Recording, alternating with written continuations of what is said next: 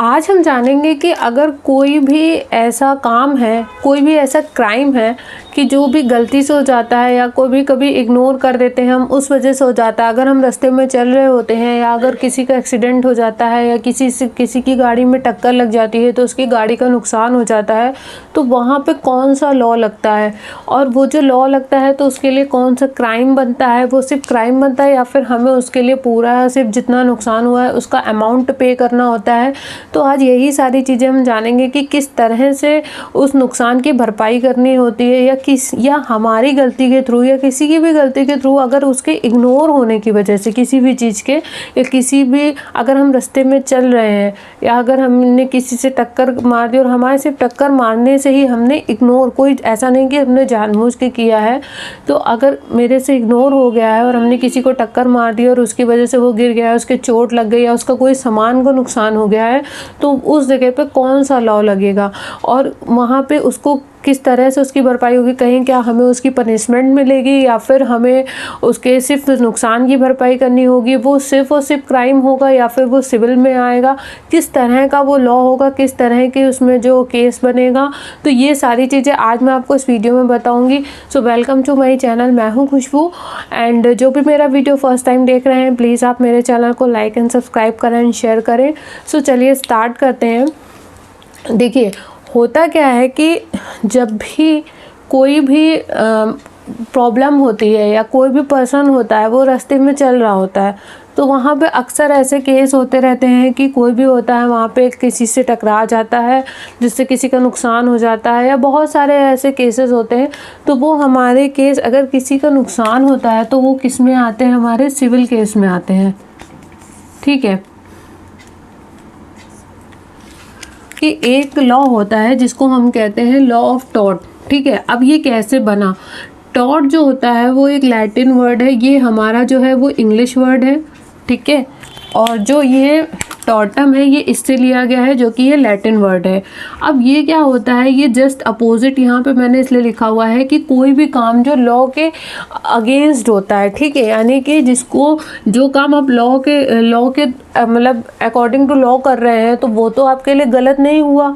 ठीक है, उसके लिए तो आपको कोई भी पनिशमेंट नहीं मिलेगी, ना ही आपको कोई भी भरपाई करनी पड़ेगी। लेकिन अगर कोई भी ऐसा काम जो लॉ के अगेंस्ट होता है वही क्या होता है, टॉर्ट होता है। यानी कि कोई भी ऐसा काम जो एक तरीके से लॉ के अगेंस्ट होता है। जस्ट फॉर एग्जांपल, जैसे कि इसमें क्या होता है कि ज़रूरी नहीं है कि कोई भी चीज़ इग्नोरेंस की वजह से, कभी कभी ऐसा भी होता है, वो चीज़ें भी इसमें आती हैं जो कि किसी के लीगल राइट्स को छीनती हैं। जैसे कि कोई भी लोग हैं जिनका जीने का अधिकार होता है, ठीक है, ये ए है, बी है, सी है, डी है, ये सब क्या है, एक ऐसी जगह पे रह रहे हैं जिसके पास में जो है फैक्ट्री है और फैक्ट्री में ऐसी चीज़ें बनाई जा रही है जिससे जहरीली गैसें निकल रही हैं।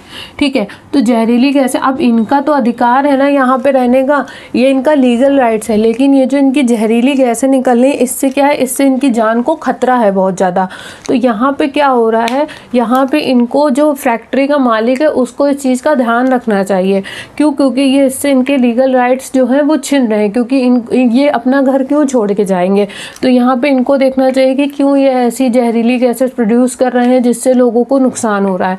ठीक है, तो ये भी एक तरीके से किस में आता है, टॉर्ट में आता है। ठीक है, क्यों? क्योंकि ये इग्नोरेंस ऑफ लॉ है, यहाँ पे किस चीज़ों को इग्नोर करा जा रहा है कि उनको उनकी जान की परवाह नहीं है। उसी तरीके से अब हम एक चीज़ और जानेंगे कि ये इसका किस तरह का लॉ होता है। अब देखिए, ये चीज़ सभी को पता है कि दो तरह के लॉ होते हैं, एक तो होते हैं सिविल और दूसरे होते हैं क्रिमिनल।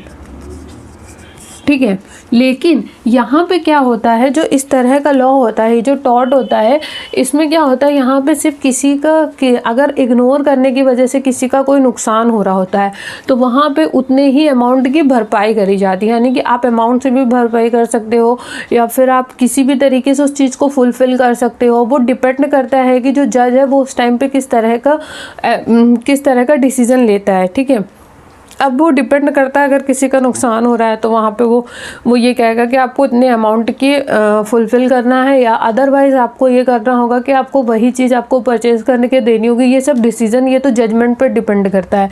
लेकिन अब यहाँ पे हम ये समझेंगे कि अगर ये क्रिमिनल मैटर में आता है कि सिविल मैटर में। तो मैं एक चीज़ आपको बता दूँ कि ये जो आता है ये सिविल मैटर में आता है, लेकिन कभी कभी ऐसी कंडीशन भी होती है कि जो ये इस तरह के जो केस लॉ होते हैं वो सिविल में भी आते हैं एंड क्रिमिनल में भी आते हैं। अब हम ये जानेंगे कि क्रिमिनल में कब आते हैं, कब ऐसे टॉर्ट के ऐसे कौन से केसेस होते हैं, इग्नोरेंस ऑफ लॉ के ऐसे कौन कौन से केसेस होते हैं जो कि आपके पता है सिविल में भी आते हैं और प्लस आपके क्रिमिनल में भी आते हैं। तो ये सारी चीज़ें अभी मैं आपको बताऊंगी कि विद एग्जांपल कि आखिर ऐसे कौन कौन से केसेस हैं जिसमें आपका सिविल जो है वो सिविल भी रहता है और क्रिमिनल भी हो जाता है। मतलब कि आपको दोनों तरीके से उस चीज़ को मतलब फुलफ़िल करना होता है, यानी कि जो जजमेंट होता है वो दोनों तरीके से होता है।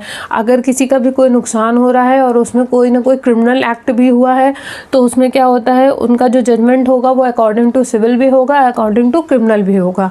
ठीक है, अब हम ये जानेंगे कि कब जो होता है जब कोई भी चीज़ इग्नोर होने की वजह से कोई मिस्टेक होती है तो वहाँ पे क्या होता है कि कब वो क्रिमिनल एक्ट भी हो जाता है। अब जैसे कि कोई पर्सन ए है, ठीक है, और वो साइकिल से जा रहा है, उसने बी को क्या करी, टक्कर मार दी। ठीक है, अब उससे क्या हुआ, टक्कर मारने से उसकी साइकिल को भी नुकसान हो गया। ठीक है, उसने कार से ये जा रहा था, ठीक है, और ये बाइसिकल से था, उसने इसको टक्कर मारी तो इसकी साइकिल भी टूट गई और प्लस इसकी डेथ भी हो गई। ठीक है, अब यहाँ पे क्या हुआ, उसकी क्षति भी हुई। ठीक है, यानी कि उसका नुकसान भी हुआ। नुकसान होने पे क्या हुआ कि अब इसको इसके नुकसान की भरपाई करनी पड़ी, प्लस यहाँ पे कौन सा वो हो गया, क्या कहते हैं, पनिशमेंट, ये हो गया आपका आईपीसी। ठीक है, यहाँ पे क्या लग जाएगी, आपकी आईपीसी। तो ये क्या हुआ, ये सिविल हो गया और प्लस ये किस में आ गया, आपका क्रिमिनल में आ गया। ठीक है, तो यहाँ पे क्या हुआ कि इस तरीके से क्या होता है कि जो टॉर्ट है, यानी कि जो अपकृत्य है हमारी, ये टॉर्ट और लॉ ऑफ टॉर्ट है, वो सिविल और क्रिमिनल दोनों की तरीके काम करती है, लेकिन हमेशा नहीं करती है। कुछ कंडीशंस होती हैं, कुछ इस तरह की चीज़ें होती हैं जब ऐसा कोई भी एक्ट हो जाता है जहाँ पे वो चीज़ें सिविल भी हो जाती हैं, क्रिमिनल भी हो जाती हैं, तो उस जगह पे क्या होगा, लॉ ऑफ टॉर्ट काम करती है। किस तरीके से, दो तरीके से, सिविल तरीके से और क्रिमिनल एक्ट भी करती है। तो ये दोनों तरह के एक्ट की तरह काम करती है। तो इसमें यही डिफरेंस होता है कि लेकिन टॉर्ट में क्या होता है, हमेशा, कभी कभी या हमेशा आप कह सकते हैं, जब भी कोई भी पर्सन किसी भी चीज़ को इग्नोर करके या गलती से भी, ठीक है, या मिस्टेक भी करते हैं, या तो इग्नोर करते हैं या तो मिस्टेक करते हैं, इन दोनों की वजह से भी कोई भी एक्ट होता है, ठीक है, तो वहाँ पे क्या होता है, वहाँ पे टॉर्ट काम करते हैं अगर किसी का वहाँ पे नुकसान हो रहा है।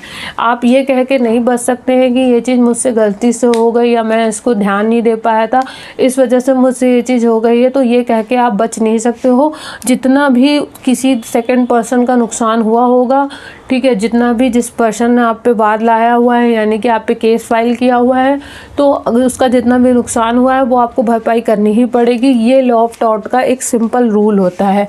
ठीक है, तो अगर किसी को और भी कोई कन्फ्यूज़न हो तो आप मुझे कमेंट सेक्शन में बता सकते हैं। और एक चीज़ मैं आपको और बता दूं कि मैं अभी डेली बेसिस पे नोट्स लिखती हूँ, अपनी वेबसाइट पे अपना एक आर्टिकल मेंटेन करती हूँ। अगर किसी को भी अगर वो आर्टिकल चाहिए तो मैंने डिस्क्रिप्शन में उसका लिंक प्रोवाइड किया हुआ है, जहाँ पे वो फ्री ऑफ कॉस्ट अवेलेबल है। तो आप वहाँ पे विज़िट करके ईजिली वो नोट्स को नोट डाउन कर सकते हैं या सेव कर सकते हैं। अगर किसी को उसका भी PDF चाहिए हो तो प्लीज़ आप मुझे कमेंट में बता सकते हैं, या फिर आप मेरी वेबसाइट पर भी डायरेक्ट कमेंट कर सकते हैं। And thank you so much for watching this video.